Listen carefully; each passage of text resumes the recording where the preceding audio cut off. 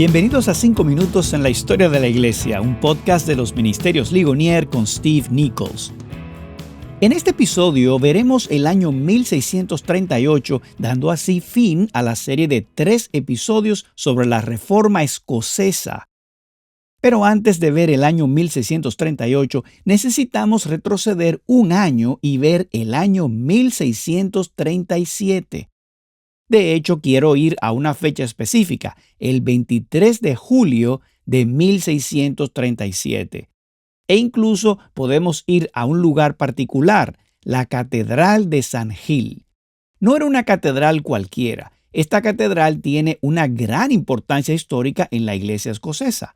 John Knox predicó en San Gil. Esta era la iglesia de John Knox. Así que aquí estamos en 1637, pero necesitamos un poco más de contexto antes de que pueda contarles esta historia. A la muerte de Isabel en 1603, Jacobo subió al trono y ahora era de Escocia. De hecho, antes de ser Jacobo I de Inglaterra, fue Jacobo VI de Escocia y gobernó hasta 1625 y luego llegó Carlos I. Bueno, a Jacobo I no le gustaban los puritanos, por lo que comenzó una estrategia para tratar de expulsarlos del país. De hecho, tiene un dicho famoso: haré que se sometan o los expulsaré de este reino. Así que Jacobo no tenía muy buena opinión de los puritanos, y cuando Carlos I subió al trono, las cosas fueron de mal en peor.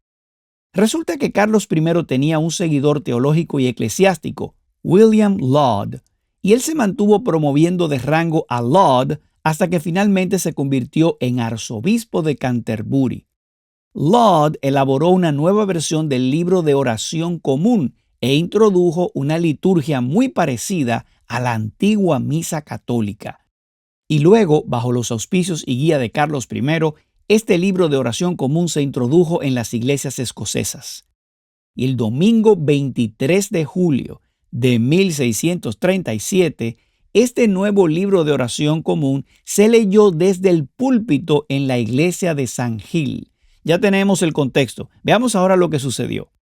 Creo que esta es una de mis historias favoritas en toda la historia de la iglesia. Había un miembro en particular de esta iglesia cuyo nombre era Jenny Geddes. Era laica, tenía un puesto de mercado en el pueblo y era miembro fiel de San Gil. Ella vino a la iglesia ese día y en aquellos días no tenían bancos en algunas de estas catedrales y los feligreses traían sus propios taburetes. Permanecían de pie durante parte del servicio, pero luego durante el sermón se sentaban en su taburete.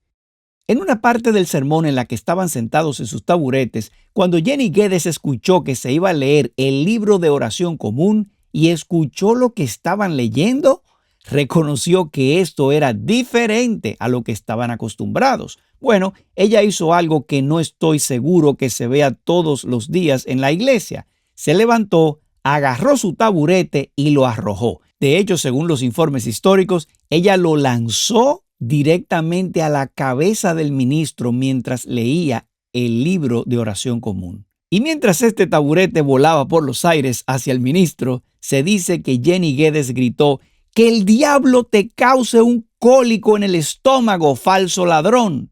¿Te atreves a decirme la misa al oído?». Bueno, como dije, esta es una de mis historias favoritas en la historia de la iglesia. ¿No te encantaría conocer a Jenny Geddes? Dicen que hay una escultura del taburete en el que ella se había sentado en San Gil como un monumento en su memoria. El año siguiente, 1638, los escoceses formaron el Pacto Nacional. Esta es la gente que conocemos como los Covenanters, y en 1640 el Parlamento escocés aprobó y adoptó el Pacto Nacional. Y de hecho, en los siguientes 2 años y luego a lo largo de toda la década siguiente, tenemos la Guerra Civil Inglesa. Así que todo comenzó con Jenny Geddes, que no quería sentarse en un servicio parecido a una misa católica y arrojó su taburete a la cabeza del ministro. Esta es una gran historia en la historia de la iglesia, un gran final para la Reforma Escocesa. Soy Steve Nichols, gracias por acompañarnos en 5 minutos en la historia de la iglesia.